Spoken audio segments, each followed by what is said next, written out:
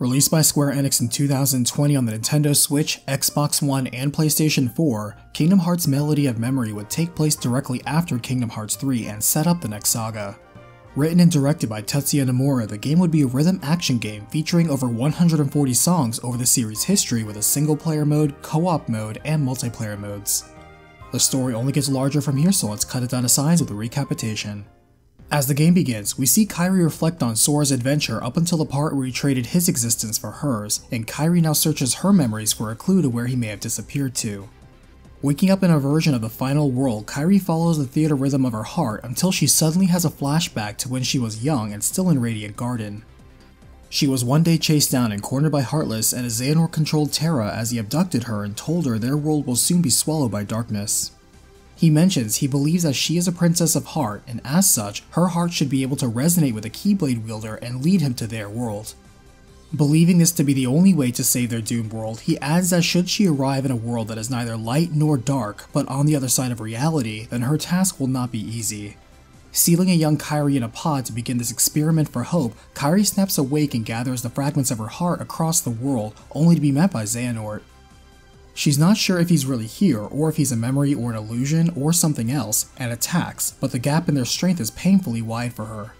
He confirms this version of the final world is one created from the memories within her heart, and he scoffs while revealing the answers she seeks about Sora are actually in memories that are long gone. He's about to strike her down again, but suddenly Sora's Keyblade materializes in her hand to block the blow. Sora manifests in place of Kairi, and almost unsurprised, Xehanort notices Sora's voice cannot reach here, which confirms his theory on where his heart is.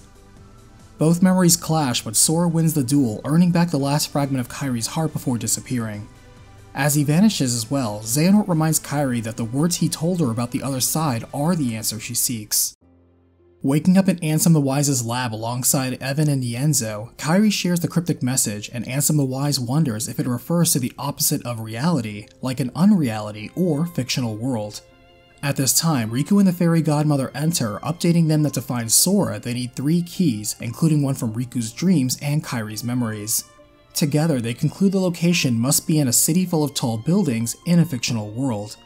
Ansem the Wise elaborates that there are many worlds they can travel to, including the realms of light, darkness, those between, and those of memories, data, and dreams, because they all exist on their side of reality. Even though Sora is likely in another reality they cannot reach, they unfortunately have no research or knowledge on such things. Reminding them there is one more person with a clue to find, the Fairy Godmother uses her magic to take Kairi and Riku to the true final world, showing them the many strong hearts that have gathered here until they are ready to pass on. Finding the nameless star, the Fairy Godmother reveals she's special because she actually came from the world on the other side. She also adds the nameless star had her form taken from her and she ended up here, and if she were to return to her world, her heart would be stolen. All the same, they must help her get back to her world first, and then she can open a path for them that Riku can use the power of waking to enter. The nameless star shares Sora had encouraged her not to give up, and hearing he may be in a city full of tall buildings, she immediately thinks of a city called Quadratum. She also declares her intent to help Sora, allowing Riku to use the power of waking to open a portal through her, and the group finally has a lead. The Fairy Godmother leaves things to Riku as he moves to follow the trail, and while Kairi is determined to go too, she knows it's best if she stays behind, acknowledging her weakness. Fired up to finish her training and catch up to them, Kairi watches Riku go on ahead alone as she returns to relay what they have learned to the rest of the group. Hearing the update, Yensid curbs Mickey's eagerness to rush out and help, telling them all in the face of this unknown world they should keep calm and carry on. Yensid notes that since this information came from Xehanort's time as a researcher, it means he's been aware of the other world this entire time. Furthermore, he is reminded of when he used to be a Keyblade Master himself, and it was said that ancient masters had crossed over into another world, and thinks Xehanort must have been looking into that.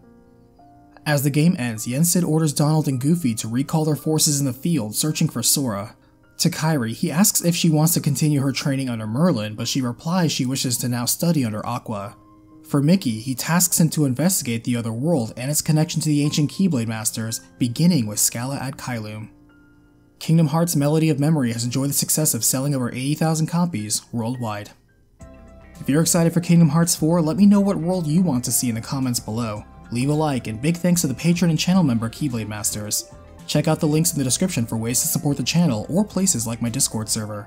Thanks for watching, and I'll see you on the next battlefield.